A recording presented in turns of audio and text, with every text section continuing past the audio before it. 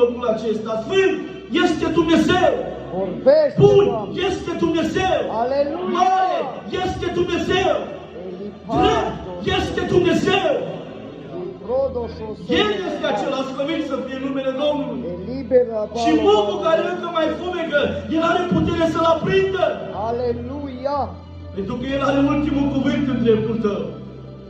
Și El poate să vină atunci când oamenii, vreau să vă arăt ceva. Dă-i, Doamne, putere, Doamne. Uitați-vă dumneavoastră.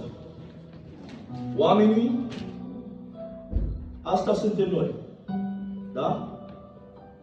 Bine, poate nu așa strâmbă. Dar în general, suntem noi aceasta, da? Oamenii te bârfesc, te bajocură, te vorbesc de rău și încet, încet, uitați ce face oamenii. Până într-acolo să nu te mai vezi. Și mai face un lucru. Te aruncă. Pentru că vor să se bată ei. Dumnezeu privește din cer. Pentru că oricât vrei să te dai tu dreptat înaintea Domnului, Domnul te cunoaște cine ești. Se uită Domnul din cer, își întinde mâna, se apleacă jos, ia din nou și începe din nou să îndrepte. Și uitați-vă ce face Dumnezeu. E mare Dumnezeu? Oamenii spun că nu mai ai nicio valoare în ochii lui Dumnezeu.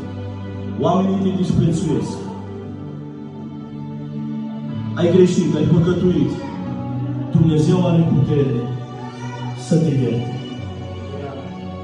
Dumnezeu are putere să te ridice. Sângele Domnului încă mai are putere. Crede cineva? Elobet nagobera dofarul nagobera milobes.